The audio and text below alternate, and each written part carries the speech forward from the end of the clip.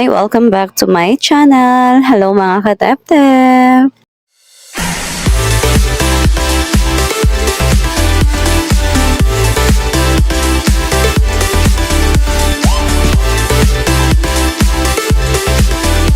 Papunta nga po pala kami sa Landmark Trinoma Supermarket. Actually, dito talaga dapat kami bababa kaso dumiretso na lang kami ng Landmark Trinoma. At eto na nga po, malapit lang po dyan ang Landmark Trinoma na. Lalakaran lang po namin ang overfast. Ayan. So, naglalakad si Sir JM. Actually, pag nakikita ko tong video na to, natatawa ako. Dahil, hindi ko alam kung bakit napasama talaga dito sa akin si Sir JM. Dito kasi talaga ako sa bababa sa Landmark Trinoma Landmark Station ng Carousel. Kasi nga, dadaan ako kay mama at kukunin ko na rin si baby. Susundin ko si baby. Tara, samahan nyo kami libutin ang Landmark Trinoma Supermarket. Ayan. Napadaan lang po talaga kami dito. At kung may matutipuhan na mabibili, di why not? Para sa akin nga po pala, parang ang sarap mamili dito kasi halos tingnan nyo, kung mapapansin nyo, hindi masyadong marami yung tao. At napansin ko din na mas marami kang pamimilian dito. Unlike sa nakikita ko sa ibang groceries na yung ibang meron dito wala doon. At saka napansin ko din na mas mura siya ng konti kasi mayroon akong binibili palagi sa baby ko. Pero dito, yung presyo niya is mababa kasi doon sa binibilhan ko grocery na mas malapit sa amin. Kasi may binili rin ako ditong sabon na mas mababa rin yung presyo kaysa doon sa binibilhan ko.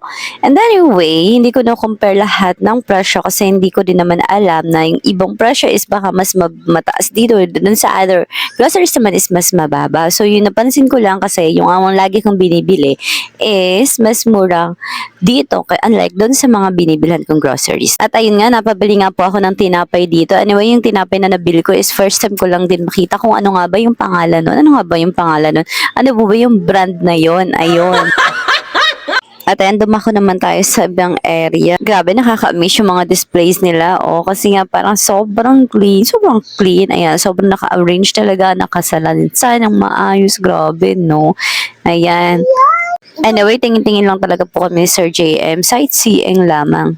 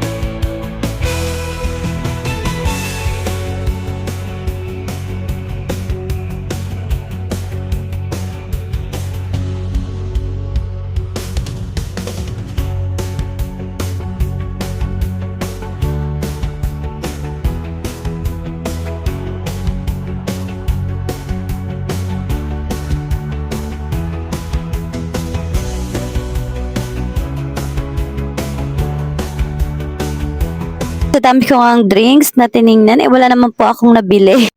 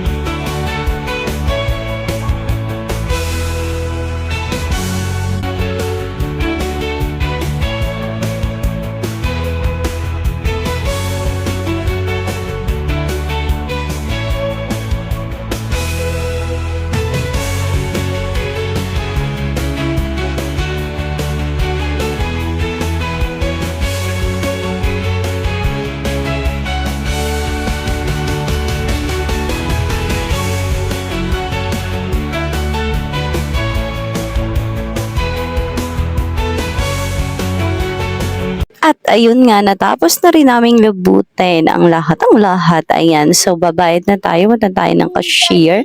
Babayad na tayo kung ano nabili natin. So nabili nga lang po namin is tinapay at sabon.